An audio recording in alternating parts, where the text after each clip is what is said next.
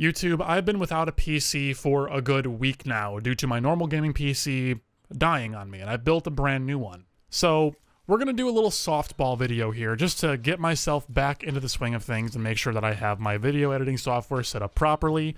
Let's talk about the system override event and all the balance changes that came out with it, and my impressions on how they have affected the metagame and what needs to further happen in Apex. This video is yet again sponsored by EA. If you've not done so already, make sure you're checking out the System Override Collection event with a host of brand new legendary and epic skins, as well as an Octane heirloom to purchase. You can also play for free the brand new limited time game mode Dasia Loot, where you can play on Kings Canyon, and every single day the loot is exactly the same, and the circle and the dropship path will change once every 24 hours. So you keep spawning in every single time with the game state being exactly identical, and you can start to develop strategies from there. Very, very cool. This will only be available for a couple more days, so get your time in while you can if you've not tried it already. Now, into the actual real content. Since we started the video off with an ad read for Dasia Loot, let's go ahead and actually, well, talk about Dasia Loot. This is a game mode that I would very much like to see return for future limited time modes. I just love the idea of it. I think that competitively it's really, really cool. Whether or not this was something that might be a tournament standard, I'm not entirely convinced.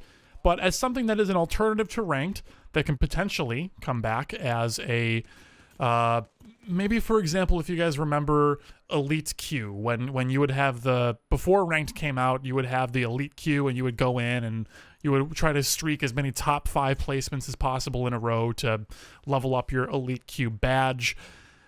I would very much like to see Elite Queue combined with this game mode to make something interesting that comes back every once in a while. So maybe every single day, your badge would reset, and you're basically trying to, on every individual day, get the highest streak of top 5 placements on your badge as possible. So as you start dropping in, you lose a couple games at first maybe, but you learn, okay, here's where the gold armor spawns, here's where the gold backpack spawns, here's where the 99s and the wingmans and the peacekeepers are.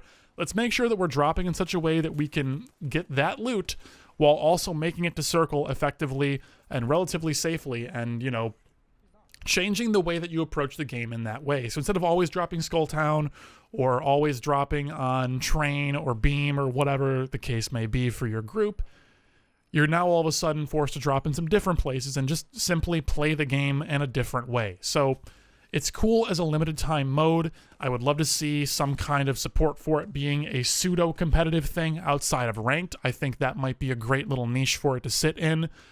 But in terms of it potentially becoming ranked mode, I'm not opposed necessarily. I just don't think that Respawn would actually go to that extreme.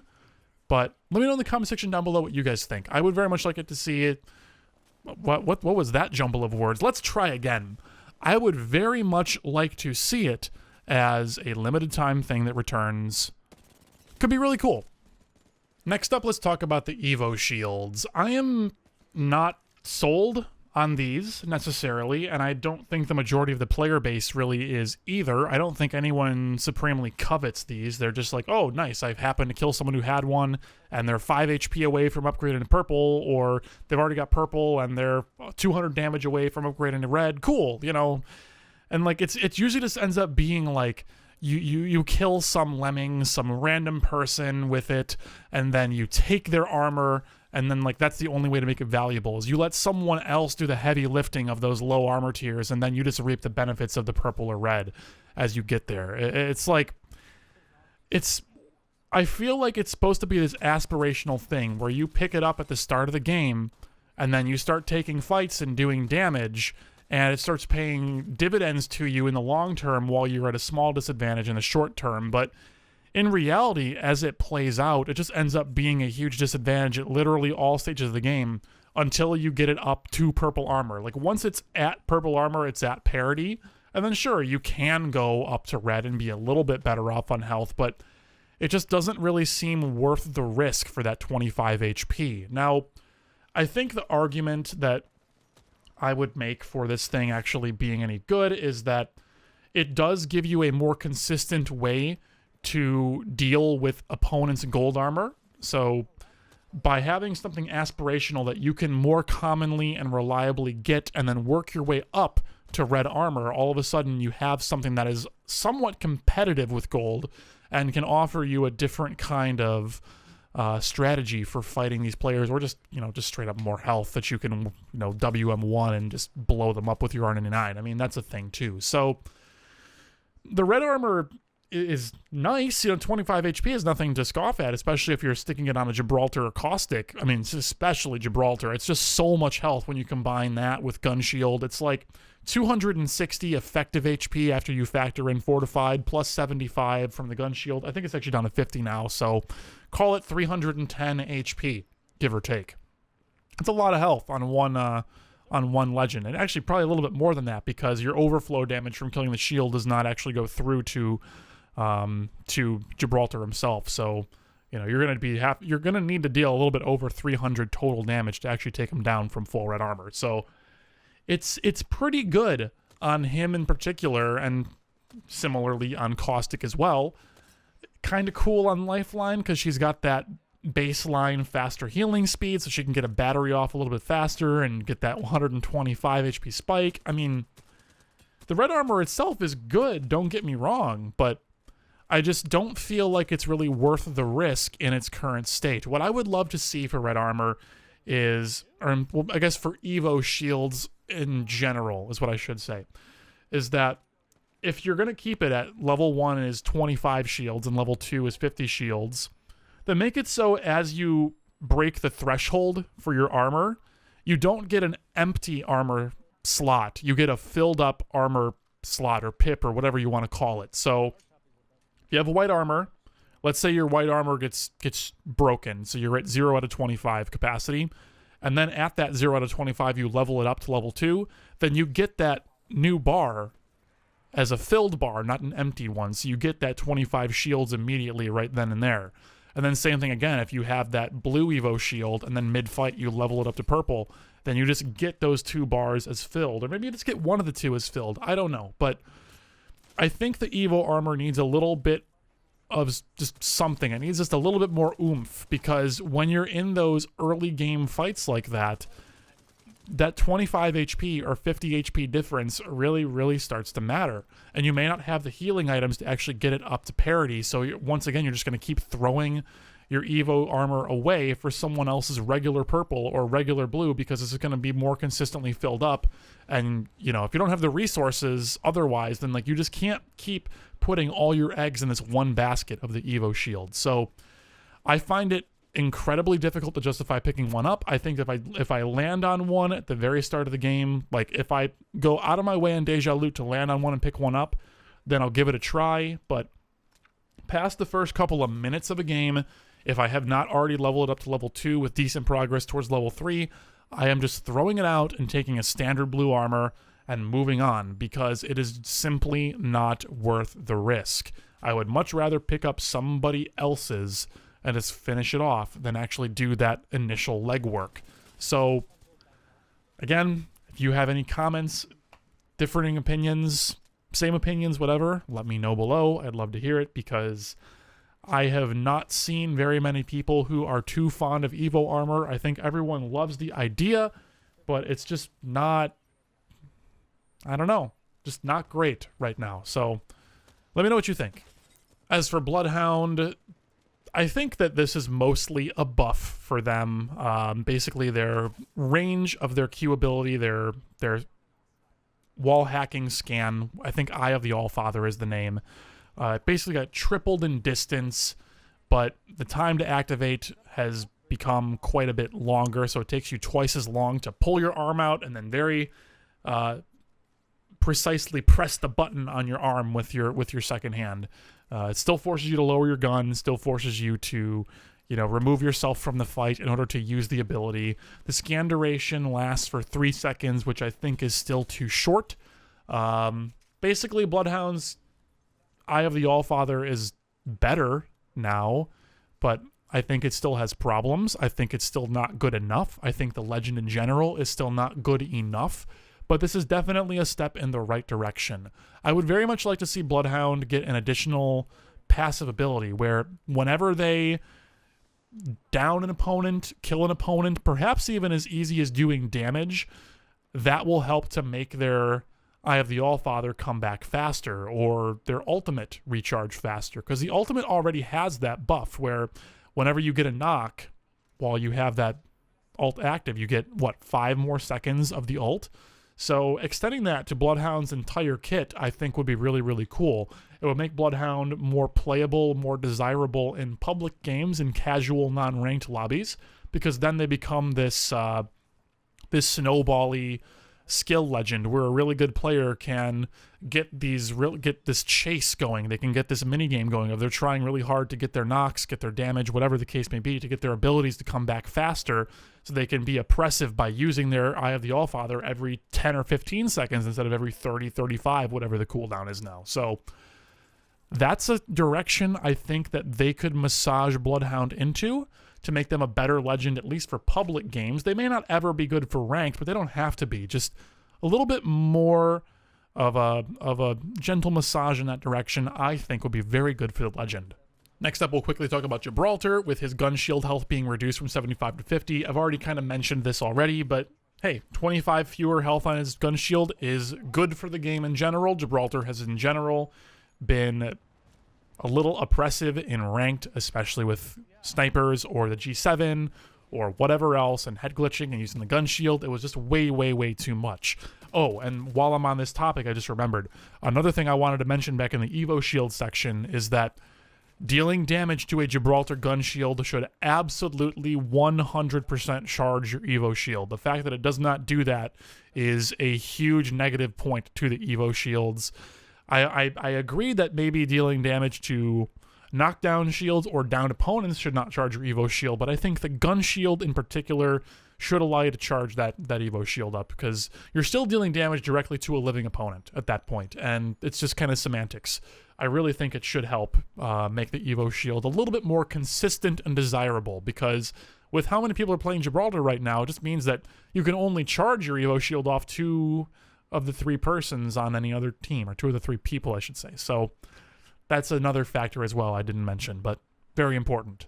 Next up, we have Crypto, whose primary weapons are automatically reloaded while in drone view. That's interesting, to say the least. I have not really played a lot of Crypto since this update. I've been meaning to, but my PC has been kind of dead, so I haven't really had a lot of time to actually do so yet.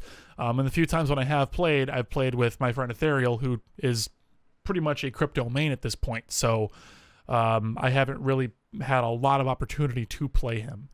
Granted, I haven't asked, of course, but regardless. I need to play him more still to really evaluate this patch note change in particular. I don't think it's a big deal, but it's going to be kind of nice where if you're in the middle of a fight, you can mag dump somebody, or not even mag dump, just peek a corner and take a couple shots with whatever gun you have, switch back to drone, push the drone up a little bit, get it in position, switch back to Crypto mode, and go and shoot some people and just go back and forth and get those free reloads. I mean, that's kind of neat, kind of nifty, I suppose. It's definitely something, because Crypto spends so much time in that freaking animation of going in and out of his drone, which takes so long, that he needs something to just let him condense that time spent not moving and shooting and actually helping the team. So this is a good quality of life update for him. How useful it's going to be in the long term, I really don't know. Next on our list is another big one. We've got an inventory update. So I think we talked about this a little bit already. My general opinions here are that it feels very, very difficult to carry syringes right now. You're always going to carry a lot of batteries and a lot of shield cells. Everyone's always going to do that. Holding 2 medkits as opposed to 3 is, I think, not that big of a deal. I found it very difficult in most games to actually use 3 medkits before having a chance to maybe find another one somewhere, so I don't have a big issue with that. But syringes, I don't know. I feel like it's very difficult to justify carrying them. Even though we have more inventory slots, I would, in general, rather just have a stack of 4 syringes instead of 2 stacks of 4. I'd rather just have the 1 stack to keep at least a grenade with me, because grenades are still really, really good and really important in a lot of fights. So I don't know. I don't think I really want to see much change the inventory system for a long time. I think this is something that we need to play with over months and months and months, potentially the next year, to see how it really plays out, especially with new weapons inevitably coming to the game. We may or may not see more ammo system changes. There have been some data mine rumors of potential explosive ammo or special ammo that is outside of the sniper ammo, outside of energy ammo, like another 5th ammo type. So we'll see if that ever comes to fruition. I think it's a little bit short-sighted to give a lot of feedback on the inventory system at this point in time, because there is just so much that is in the pipeline right now. We need to see how that plays in with the rest of the game before we can evaluate. So I don't know. I think if I had to make some hot take suggestion, perhaps make it so syringes in particular can stack to 6 while shield cells can still only go to 4 and everything else goes to 2. Like, that might be a reasonable change, but I don't know. I think that if we're going to be messing with inventory, I would be more interested in shaking up the sniper ammo system a little bit, because I think that it unnecessarily nerfs the DMR, or longbow as you all might know it, into a little more of a... It puts it in a bad place, in my opinion. I think that it makes the DMR much less desirable in general. So seeing that return to being a heavy weapon, perhaps the wingman goes to sniper ammo, something in that ballpark may be a little bit better for the game in general, but that's more of a topic, I think, for another video, where I can really go into depth in my thoughts on why I think some of those changes may be good, why the sniper system may need to be retuned a little bit. But for the time being, I don't think we should touch much of anything. I think we just wait and see how this turns out over the course of the next 3 to 6 months minimum before we make any real opinions and feedback on it. Peacekeeper was technically nerfed. I think it's still really good. I think it's still top tier. I found myself hitting big damage shots on people just as much as I always have, and sometimes at range I'm doing a little bit better because I can be a little bit less precise and hit more pellets because my aim isn't the best anyways. So like, I'm just consistently dealing like 60 to 80 damage on fully choked longer range shots now. It's pretty good. So this is just a Peacekeeper rebalance, not even necessarily that big of a nerf. I mean, 6 to 5 in the mag is something for sure, but it's not that big a deal. So I don't really know at this point. I think Peacekeeper's still top tier.